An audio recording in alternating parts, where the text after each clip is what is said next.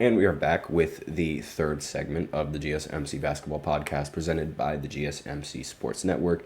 And in this third segment, I'm going to be talking about some NBA trades that could have completely changed the league, but ended up not changing the league because they ended up not falling through. And these aren't going to be in any particular order. These are just going to be some trades that I found out. And excuse me. So the years on when these trades happen, excuse me, when these trades were supposed to happen, I don't have, but I do know that these trades they were allegedly going to happen until an existential something ended up falling out.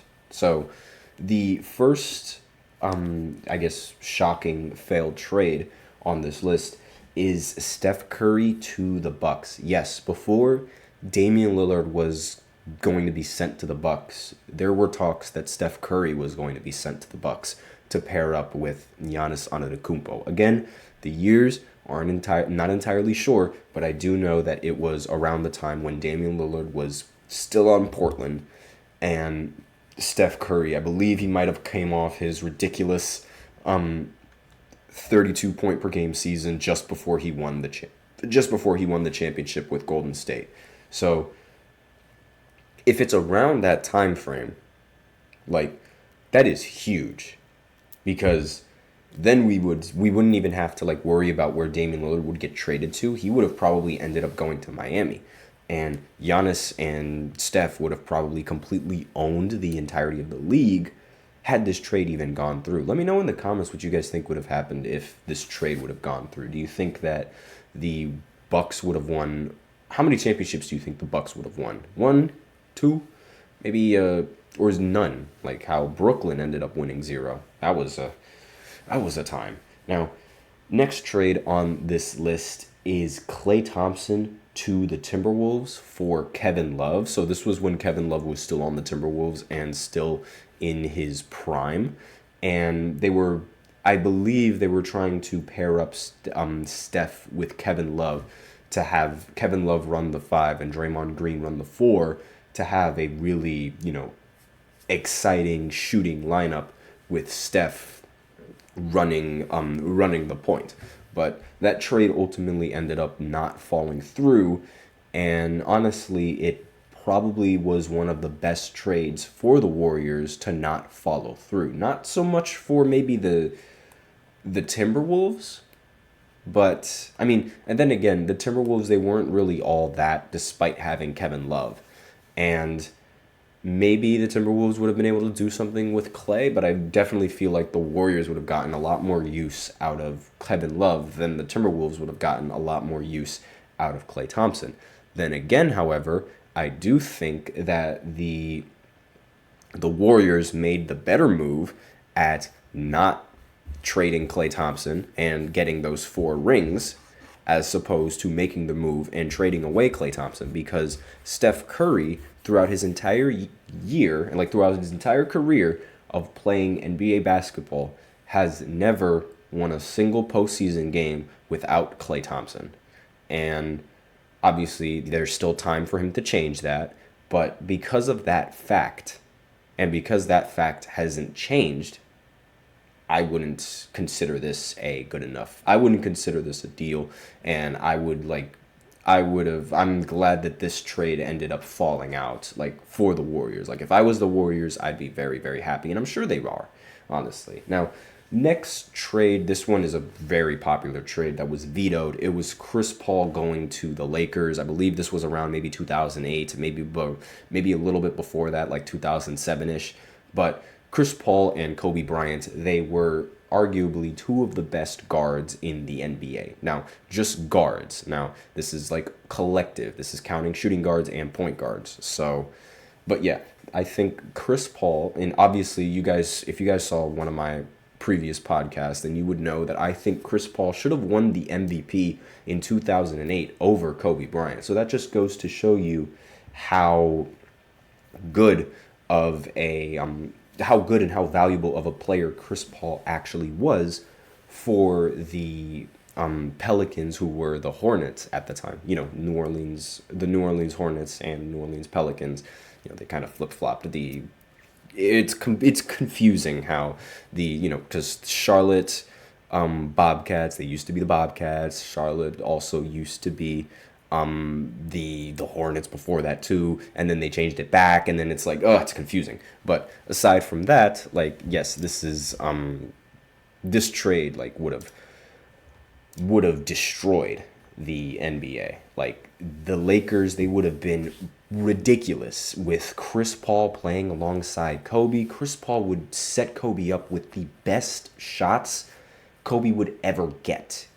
And he would also set up the rest of the team with better shots than anyone ever would get. Like, that duo would have been ridiculous. And the reason why it ended up falling out was because the commissioner at the time, which wasn't Adam Silver, but I believe it was David Stern, ended up vetoing the trade, saying that it was, claiming that it wouldn't be fair. Or I believe that was the reason why he vetoed this trade, because it would be a little bit unfair for a lot of the other teams competing, and it would just, give the Lakers an ultimate championship, which is a little bit weird how the signing of Kevin Durant wasn't vetoed either.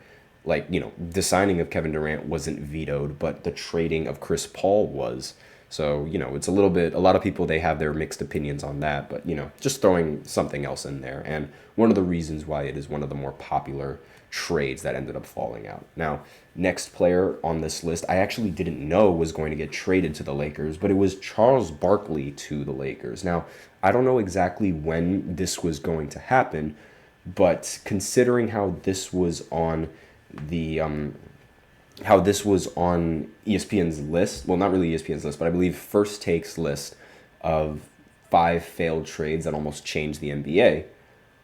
I would imagine that this Charles Barkley trade to the Lakers must have happened like maybe before his time on Phoenix or during his time on Phoenix. One of the two. Again, the years, they aren't on here, and I had no idea that Barkley was even in trade talks with the Lakers. But honestly, again, depending on the year when this happens, maybe they could have won a championship, but I still don't think this would have really shocked the league the way that it is. Maybe, I don't know, maybe he was going to be traded at the same time that Magic Johnson was still on the Lakers, because Magic still played in 90, 91, and 92 when Charles Barkley was also playing. So that could be a possibility, but again, not entirely sure on that. And now the final trade.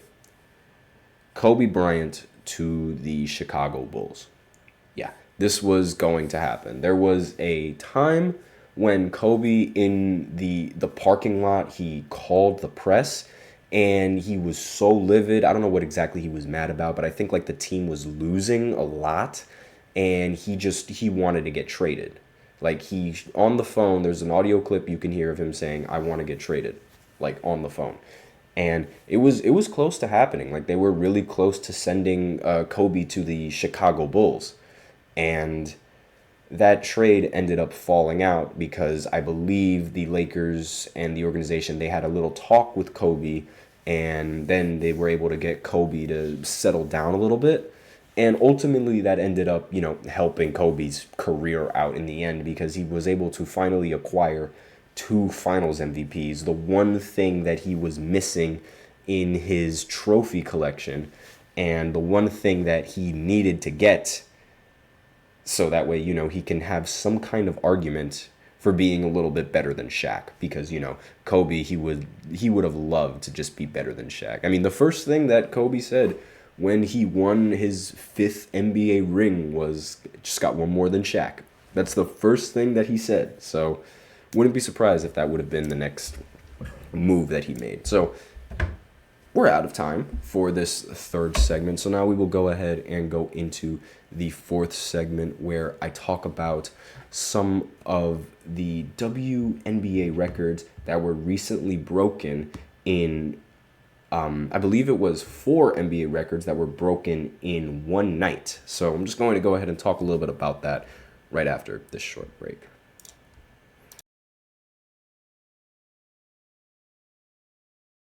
For the best and latest podcasts available anywhere, go to the podcast app on your cell phone and type in GSMC to access free content-rich podcasts on health and wellness, book reviews, sports, entertainment, relationships, social media, movies, technology, finance, and even weird news. Subscribe and download the GSMC Podcast Network's family of shows, available everywhere podcasts are found.